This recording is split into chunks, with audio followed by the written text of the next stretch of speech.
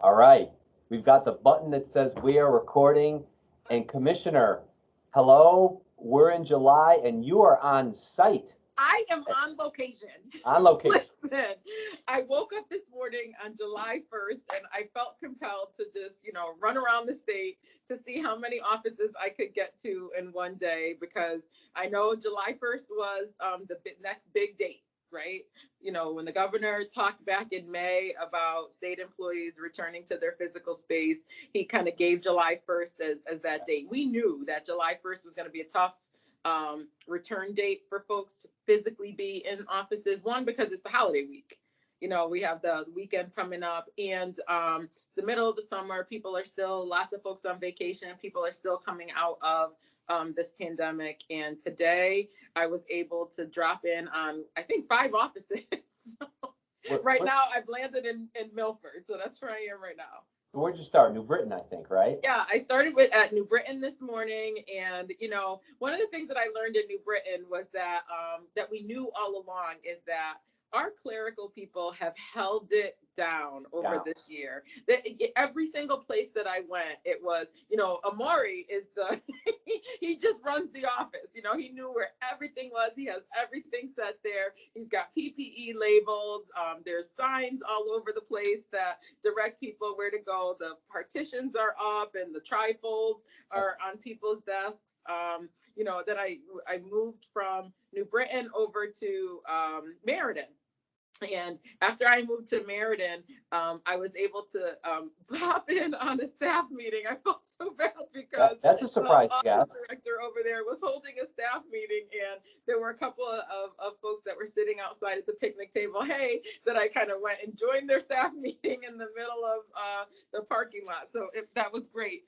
Then from Meriden, I popped over to Waterbury. And but I do want to say one quick thing about our clerical folks that not only did I see Amari working really hard, but there was Holly in Waterbury who was putting up some partitions. Chrisanne over in New Haven that was keeping things together over there. Meredith and Lourdes were here in Milford and making sure that everything was in Chronos and all the stuff that we need to make sure that the offices are running. I had Ms. B down here in the legal division was making sure that petitions and things get signed and notarized and all that stuff. So it's been great to see people who have been here throughout the pandemic who have really just kind of kept our offices moving. From Meriden, after I crashed their staff meeting in the parking lot on Teams, I went to Waterbury. And then when I went down to Waterbury, it was crazy. I saw a young couple who were just finishing their visit, and the mom was like, "Hey, are you the commissioner? I've seen your videos." So it was they're finding their way too. Really trying to figure out our new normal, and really just trying to understand our new protocols of the way we have to do business. And so I talked to them for a few minutes. And then from Waterbury, I jaunted down to New Haven. It started pouring. There's a new office director down in New Haven, and Dr. Wu was excited to kind of show me around. There were several staff that were there, just kind of really trying to find their way. And then from New Haven, I ended up over in Milford. And, one of the things that it was interesting and fun to see is I met a couple of trainees who have just started over the last couple of weeks, not even months. They are really new to the department, and and there's a new clerical, or the receptionist here is also new, and hearing their perspective of really trying to get to learn and know the office during this time has been really humbling, and it made me realize how much we need each other, how much we rely on the camaraderie and relationships that we've built over time. And I know that all the messages that are swirling out there related to telework and, why do I have to be in a physical space? We are in human services, and a lot of what we do not only requires face-to-face with our families, but face-to-face with each other. And today I was able to really see the need for that. And we're going to try to find that balance. We understand that the governor's message was about being able to do our work 50% of the time from home and 50% of the time from the office. And we're going to talk a little bit more about that later in the video to clear up some of the misconceptions that are out there. But there's nothing like the time that we all spend with each other. Yeah. And we're here, and it's July 1st. and staff have done, employees across the board have done just a fantastic job over the last 15, 16 months to keep children and families safe and empower and support those we're charged with, being with on a daily basis, while at the same time mitigating the spread of the virus amongst ourselves, our families, our children, our foster parents. So just, I saw people coming in and out of the offices, grabbing car packets. They had, their masks on, or, really making sure that the kids that were with them or the families that were with them were, really trying to temper the transmission of the virus. And I also sent out our mask guidance this week to clarify for folks what the expectation is while you're doing the business of the agency. And I think most of us now in our personal lives have learned how to navigate in and out of mask wearing. We just have to make sure, particularly going into the fall, that we're solid about wearing our masks when we're not able to maintain 6 feet and we're around groups of people, because being inside buildings and the transmission of this, particularly the Delta variant that's coming up, is going to be a challenge for us in the coming weeks. So we have to get used to that. Shout out to Dr. Taylor and the wellness division who brought up and updated our mask guidance for everyone. And that was sent out last night. And again, just really quick, common areas, the mask is on. If you're sitting in your cubicle that has the 36-inch sides, or you're in an office, you can take your mask off. You're in an office and you can maintain 6-foot distance. You don't have to wear the mask. But again, when in doubt, the mask goes on. And when you are interacting with families, during visits, masks are on. And there's a component of that guidance as well that talks about visitation between children and their families that we want to pay attention to. So it's important that it feels a little restricted because they're coming from different households, and because kids under 12 haven't been able to have access to the vaccine yet, there's still a risk of transmission. And so we have to make sure with doing the business of the agency, we're mitigating that risk as much as we can. It's those things that if you're in a space and you're in your cubicle, like today, I was talking with someone. They were in their cubicle. They had kind of the low walls, and there was nobody on any side of that person. And so they were kind of trying to fit the trifold up. And I said, that's really for your, increased protection if there's somebody on the other side of it. You're sitting in a cubicle and there's nobody around you for 6 feet. You're there, So these, really, we've learned how to kind of come in and out of our masks in situations where the 6 feet distance is not possible to maintain, or if you're sitting in a space that you're right next to somebody else. We all are, just trying to figure this out as we go. Sure. And speaking of figuring it out as we go, that's a beautiful segue to, we recognize the patience that staff have exemplified regarding the multiple messages that were heard or sent out that maybe shouldn't have been sent out about telework up to 50%. Then there was rumors about 80%. And so I think we want to, first of all, pause and thank everybody, because we recognize the confusion, the angst, the concern about coming back, what's my schedule, who approves it, how quickly will I know. Last night you sent out a very clear memo that we wanted to confirm again today on the video about the guidance, about the next steps, what the telework application is, where's it go, and how those decisions are made. So right now, the directive from the governor and the spirit of that was that we are allowed to telework up to 50% of our work week. Yep. Under some very... So listen, wait, even before we get to the next step of that, just think about amazing. If anybody had said to us 5 years ago that we would be able to telework, half the time at home and half the time in the office, we would have jumped at that opportunity. The fact that we've been able to telework for so long and such a wide percentage of us really is a testament to the trust that I have in the workforce and the work that we do, and really now evaluating what it is that we need in order to conduct the work that we do to its optimal, in its optimal way. Our best practice is our face-to-face. no matter what. When we're trying to assess the safety of kids, the safety of a household, and, you know, whether it's a consultation, whether it's the work that we do in some of our supportive divisions, because the work of the agency obviously is not just our caseload carrying folks, it's not just our bargaining unit folks, it's all of us. And if anything you've heard from us from the very beginning of our administration is it takes every single solitary person in our workforce to make this train go.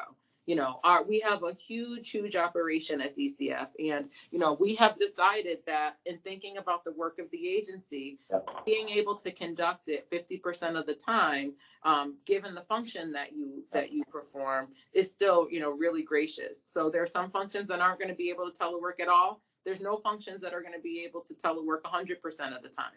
What we've asked for is the ability for you to work with your leadership, regardless of where that is, in a division or in an area office, to come up with the 50% schedule.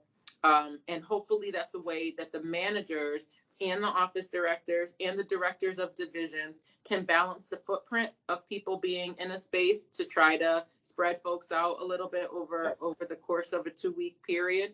The application I sent with the all staff memo last night is the ability to then concretize that schedule. You know, there may be something that you can't come to the meeting of the minds on, that you put in a different schedule. We hope that that's not the case, but we hope that the schedules that get inputted are the ones that we've kind of worked out together.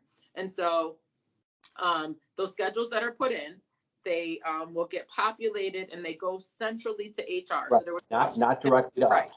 They go centrally to HR. And, you know, people were asking, well, what happens? I didn't get confirmation if it's approved or not. No, you're putting it in right now, and that we are they're getting sorted and filtered, and local leadership will then take a look at what all the requests are and balance that against the operational needs of the spaces where they are. Right. And so we're giving people up until the 7th, probably a couple of days after that, because one of the things that people said to me today, holidays, vacations, there's a lot of people that are out. After that time, we'll collect them all. We'll take a look. Does it match up with what the operational needs of the agency are? If that doesn't, if there's something that we have a concern about or that we can't mitigate with seniority, then we'll make a decision to approve or deny it. And then there's a process by which you can appeal that decision. But once it gets approved, that's your schedule until another telework agreement comes out. And at that point, we can determine whether or not it's something that you even want to continue to do. Because I've talked to some people that just really want to be in the office full time. And so I think this still gives us another bridge to get us to just that next point where we're going to, know what that negotiation looks like. Perfect. And so again, to confirm, the application that is sent out, staff are not going to receive a confirmation back. That goes outside directly to DAS, who then tabulates them, sends them back to the specific agency where the request came from. Right. Then we go through a process to assess and approve those schedules, and we will work based on agency need. Yeah. Based on agency need, absolutely. Yeah. One of the questions that did come up as staff are going through the application is there's many options there. Yeah. About days of the week. Can I do half days? Can I do more than 50%? This is where some of the confusion lies. So what can we say to staff to help them through what those options mean? Yep. So the half day thing was something that kind of we went back and forth on. It's hard to manage half days, but the form does allow for half days. What they're asking you to do is to pick a schedule, a 2-week schedule. Right. So, if within those 2 weeks you're asking for a half day to try to meet the 50%, and it can be accommodated in your local area or your division, we'll look to see if we can accommodate that. Now, that over 50% thing, that some of the confusion and the messages that were out there, I'm not saying they were incorrect. What I'm saying is that interpretation of all of that depends on who you asked. And we have lots of bargaining units. We also have managerial staff. This is not a labor versus management type thing. This is for us at DCF, our ability to understand the needs of our workforce and the needs of operating a child protective service agency. So, really understanding that over 50% for us, as I sit here today, will be assessed in a very limited capacity, and we'll be able to talk about what that criteria is as people request it. But the expectation and the rules that, govern how I think about DCF is around that 50%. And understanding that there will be circumstances that we will consider.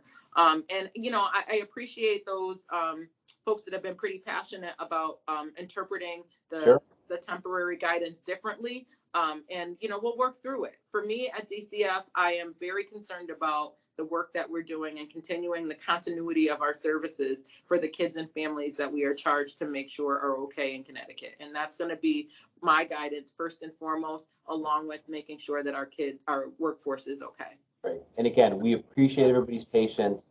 The COVID-19 mailbox has been populated with many, many questions. All of them have been taken under consideration. Yeah. So just keep moving forward. Moving. I said that, that we are going to get through this together. We have up until this point, and we're going to moving forward. One more thing before we end, and that is two more things actually before we end. You've been super hard at work, you and Joshonda Garrier, who's a senior administrator in the Clinical and Community Supports Division, on our Family First Prevention Plan. Many of the folks out there have heard about Family First because it's a federal legislation that really allows for us to think about prevention in a very different way, or preventing kids from coming into foster care. We are currently in the 2-week period of public review. So you all have an opportunity to take a look at it too.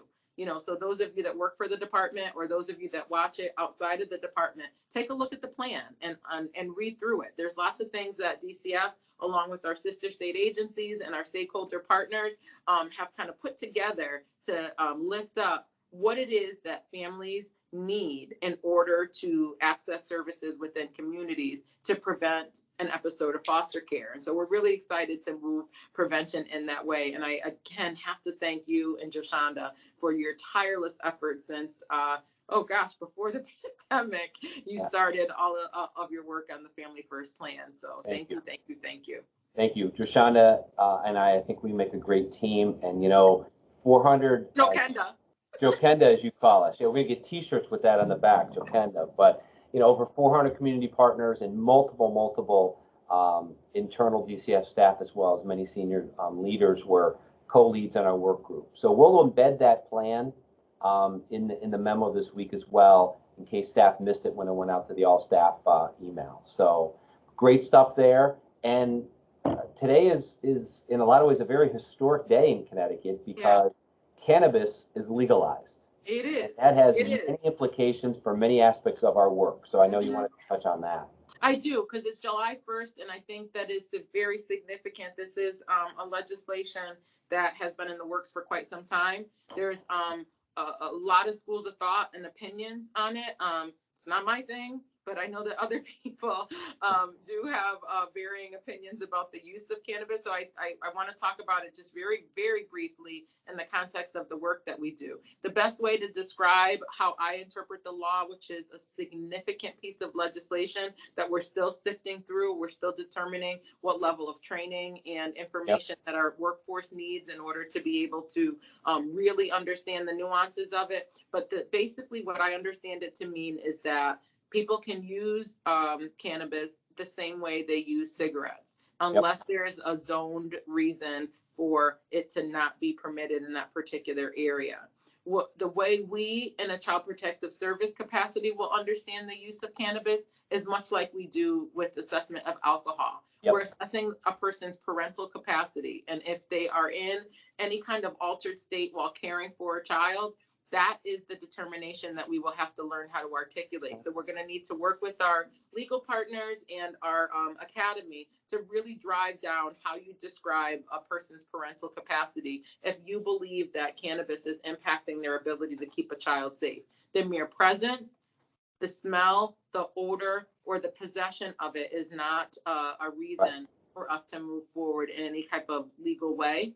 So, and I think that's fair. I think that when we think about any of substances that people use, particularly those that are legal, you need to measure whether or not they are impacting their ability to care for a child. And this is We need big. to learn how to just talk about that in a different way. So I had to say that because that became legal July 1st.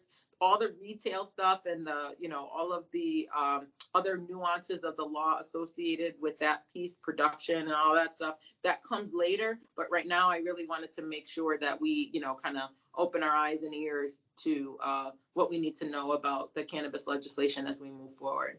And you convened a group the other day Mm-hmm. and named some other internal experts to weigh in, bring out some guidance, training, understanding. And again, just to emphasize that point one more time, it's not as much the substance as it is the impact on a parent's ability to keep their children safe. Yeah. And that's whether the substance is legal or illegal or even prescribed or somewhere in between. That's right. We have to look at what is the impact. And what we don't want is now that cannabis is legalized, the pendulum swings to, oh, it's legal, we don't pay attention to any report having to do with use of cannabis. That's not it. Yeah. Alcohol is legal as well, but think of the DUIs and Mm-hmm. circumstances where parents are dramatically impacted. Yeah. And, can we also know, we've got a little bit of information from jurisdictions that are a little bit ahead of us on this. There were higher incidences of impaired driving with the legalization of cannabis. There were higher incidences of poison control numbers when it relates to kids ingesting things that look like candy that might be an edible or something that's baked into something that someone may not realize a child has access to. So, supervision, parental capacity, those kinds of things is going to take a bit of hypervigilance on our part to not overthink this, but be aware. We have a wonderful array of regional resource group clinicians that have expertise in substance use. We have a new director of substance use services in Chris Robles that is statewide, who is a wealth of knowledge that can kind of help us navigate all of this. And so we're still going to use all of the tools and resources that we have to help assess, the use of substances. And I think you're right. When you think about it, it's on a continuum of other substances, whether they're legal or not. So, we wanted to take a minute to talk about that because that's significant in, the beginning of that, now that we're in the beginning of July. And we'll provide more information and knowledge as that comes out. So, I think to really cover the topics. Typically, we say to our employees, you can turn your video off if you don't want to know the most recent COVID numbers. I have generally what they are. So if we want to, Commissioner, any final words before we give staff that opportunity? We're getting through it. Yes, we are getting through this. But I also, we've made light of the July 1st and coming back and, really all the nuances of telework and all of that. But I want to make sure that we honor and respect what our workforce has been through over this last year. People lost family members. People were sick themselves. Some people were very sick.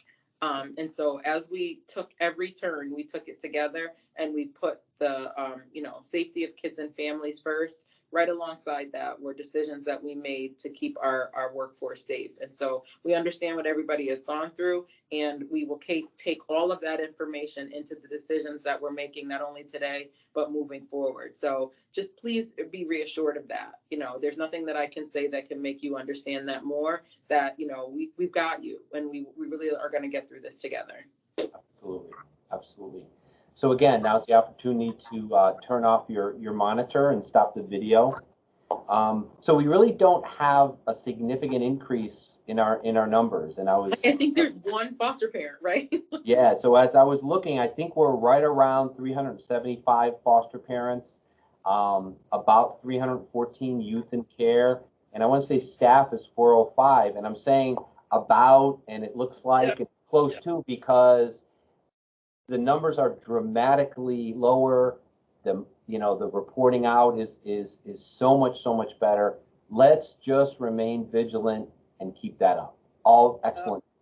And we've learned so much during the course of this that even going into this, we just said the other day at exec team that when we had to go to the remote environment, it was gather up as much stuff as you can and try to figure this out as we were running and trying to figure things out. We are much more planful. We know so much more. We've learned so much. We've collaborated with subject matter experts, and we're going into this with our eyes wide open. You bet. All right. Okay. Have a great weekend. I don't know when we'll publish this, but have a good weekend. Have a good 4th. I know people are going to be off on Monday, and we start to think about what's on the other side as we enter into July. So the summer's in full effect. Oh, make sure that we have the referrals to kids on the kids camp. So we'll put that in the memo. Put that in the memo as well, and we just sent out another note on Thursday on that. So we'll keep pushing that out. All right. All right. Thank you, Commissioner. All right. Take care, Ken. Be safe.